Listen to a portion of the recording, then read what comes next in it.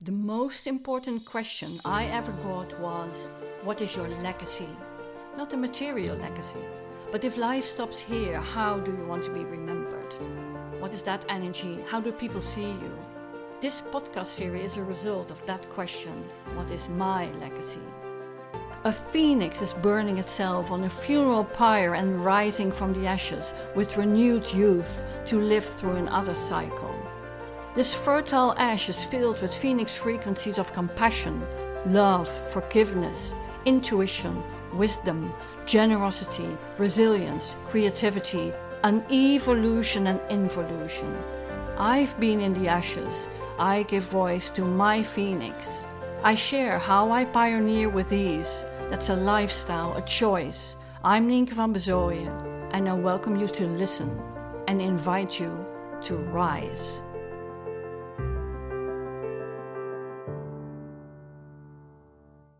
Welcome to the Phoenix Frequencies. Last week, a dear friend brought me a very unexpected, belated birthday visit. She came from the US and being in the neighborhood in the UK, she stopped by in the Netherlands.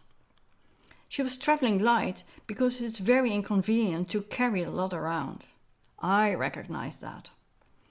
When I traveled last year for 9 days to Texas with just a small backpack and a handbag, it was just enough. And in the end, I didn't even use everything, so it could have been even less. But my friend and I also discussed over dinner what we take in life with us. In other words, how many mental suitcases do you bring with you in everyday's life? Is all you bring still appropriate today? Do you still bring your childhood toys because you like them at that time so much? Do you keep all different sizes of clothes still with you? Summer, winter, all season, suits, dresses, sportswear, wherever you go?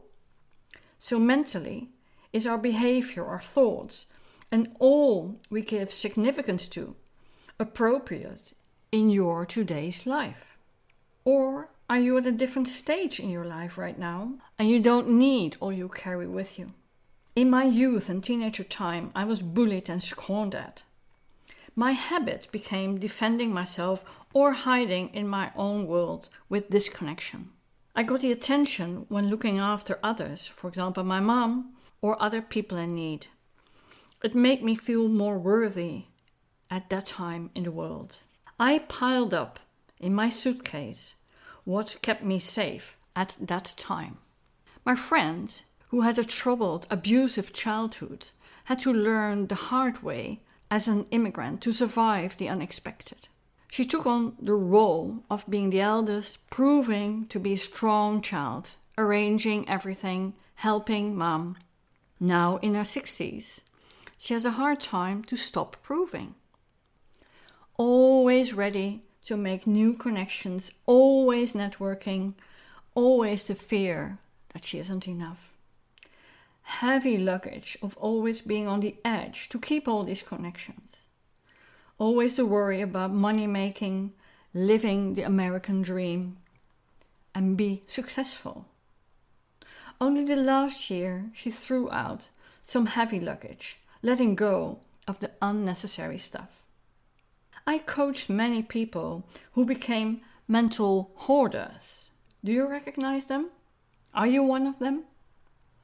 When the attic and spare rooms of thoughts and important significance were piling out, their mental storage got cluttered.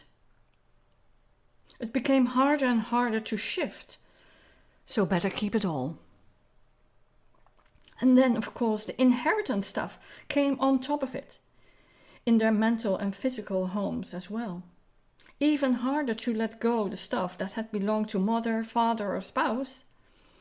It would feel like betrayal if you put it out and put it aside, because you never know if they would approve.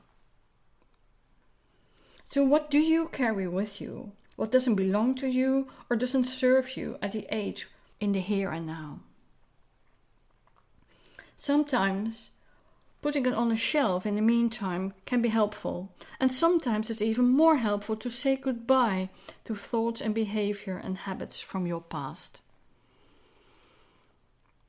The same is true for your habitual adding more and more in your suitcase because you feel you are never prepared enough.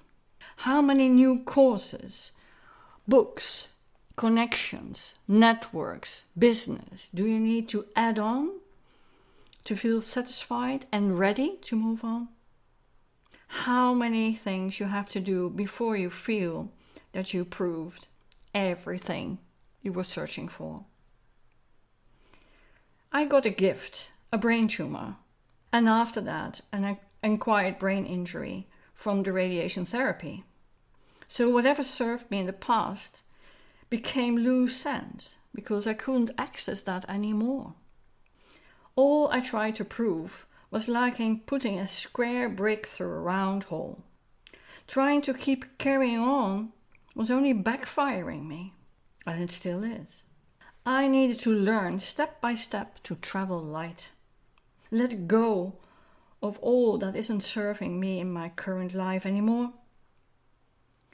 Or in Phoenix language, from the ashes of life I got a gift, the liberation to rebuild, using only the things and thoughts and tools that are a fit in my life now.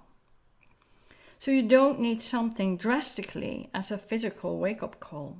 You can use a packing list every day. You can tick box. Number 1 is the thought you have based on the now or it's something what happened in the past. Tick box 2. Do you want to respond from who you are now or who you were in the past? How do you feel traveling light? Does it drain or gain your energy? 4.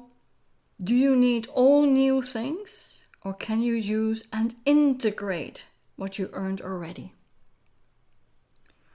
It's a simple list and you can tick box whatever you want. But I can assure you, your life will feel lighter if you don't carry everything what belongs in the past. Don't become a mental and emotional hoarder in your own life. Declutter your thoughts, your feelings, just by tick boxing what's relevant now.